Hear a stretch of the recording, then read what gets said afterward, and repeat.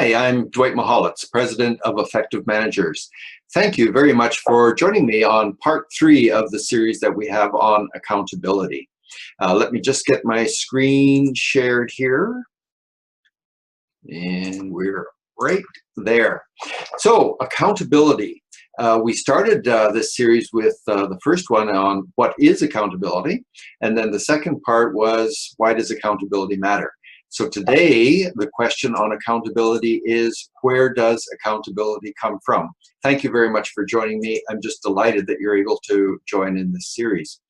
As you may recall, those of you that have seen parts 1 and 2, in part 1 we learned that accountability should have a definition. It doesn't, but within the Effective Managers Accountability Framework, it does, and it's really important. Accountability is an obligation for which one can be held to account for one's result and one's actions by a specified other. So those 3 components are really, really important. The second thing we know is that accountability is very different from responsibility.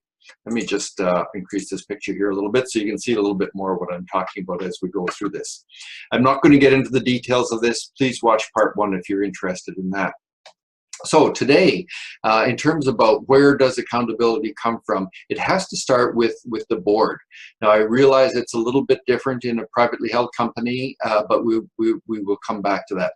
But whether you're a company which has shares that are traded publicly, or whether you're a not-for-profit company, you will have shareholders who are members of that organization.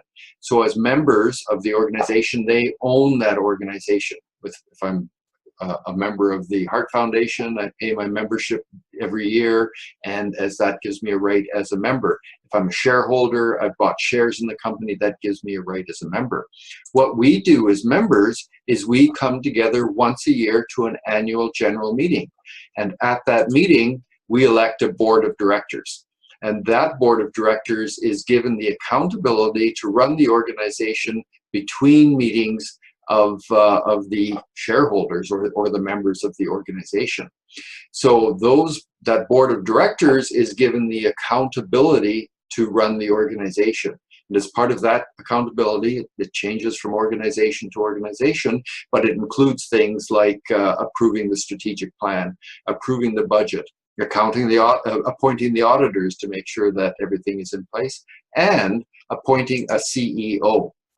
So the CEO is the head of the organization. It's the senior staff person, and that person is accountable to the board for running the staff operations. So the board of directors is creating accountability and authority for the CEO. Now again, I'm using the term CEO.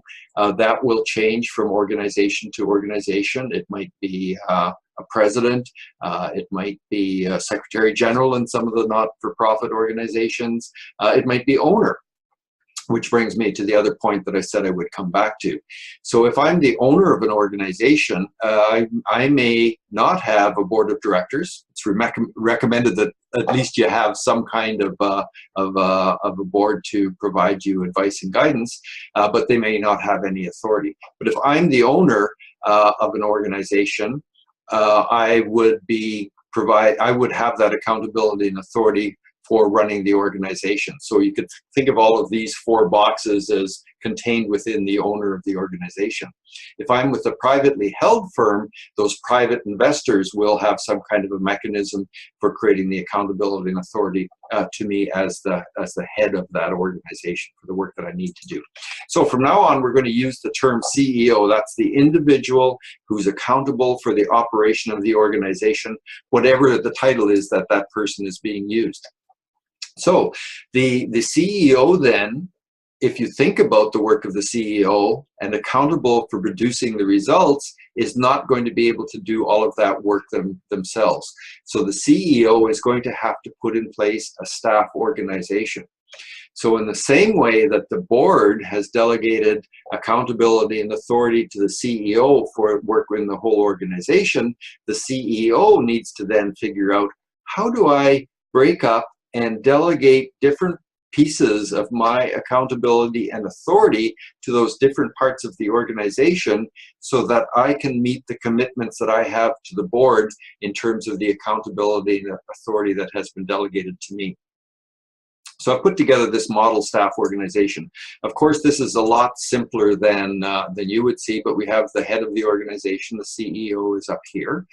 And let's just take two sample functions. Let's call this one operations, and let's call this one over here finance. So the CEO then appoints individuals who are going to be accountable on the one hand for finance, and on finance on this side, and for operations on this side. The act of creating those roles and creating accountability and authority for each one of them does not diminish the accountability and authority of the CEO to the board for the operation of the entire organization. So by the very fact of saying I have a CFO, and that CFO is going to be accountable for the finance of the organization, and I have a COO, or a chief operating officer, or a vice president of operations, or whatever the title is, and make that person accountable for that part of the organization, does not attract from my accountability to the organization as a whole. At the next step down, if I'm in finance and I have a director of finance, or I have a director of accounts payable, I will be delegating and chunking out the accountability and authority to those people to do the work that is necessary for the overall finance department. But again, it does not diminish the accountability that I have for managing the entire finance function, although I have people now who are subordinates of mine accountable for, in the examples that I gave you, for finance and for accounts payable. Similarly, the vice president of operations may have a number of different plant managers, may have somebody accountable for planning, or for supply chain, or for logistics, perhaps even for sales. Again, by the COO, or the vice president of operations, delegating work to those individuals does not diminish their accountability. So that's something quite unique about accountability. As it moves down the organization, each level of manager in the organization has accountability and authority for which they can be called to account, but then part of their job is to figure out how to break that up, delegate it down in manageable chunks to the next layer of the organization so that they can do their work overall. How does one keep track of all of this? Well, that is called the effective point of accountability, and we're going to be addressing that in the next series. So the key point I want to leave with you today is that each individual is going to have work that they're accountable for doing.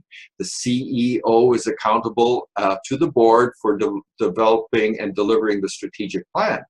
The COO would be accountable for developing the operations plan and implementing it and executing it so that the CEO can be successful in terms of the overall strategy. Similarly, the CFO is going to be accountable for doing work at their level that supports operations, and so that the two of them together with all of their other peers can help the CEO to achieve the strategy. And then similarly, as things go down the organization, each individual has specific things that they are accountable for doing, but it's always within the context of the manager above them, who is accountable at the next level up for the various levels of work that need to be done in the organization. So, clear as mud. At the bottom line, it's all about work, and work is delegated down the organization. Each level of the organization and each role in each level of the organization needs to be aware of what for which they are accountable and the authority that they have to do that work, and then they must determine and delegate to the next level of the organization the accountability and authority for doing work at that level. So thank you very much. For more resources, please check out any of these areas. You can find my blog, connect with me on LinkedIn, check out Twitter, or check out the website where you can also register for my free newsletter. Thank you very much. Have a great day. Bye.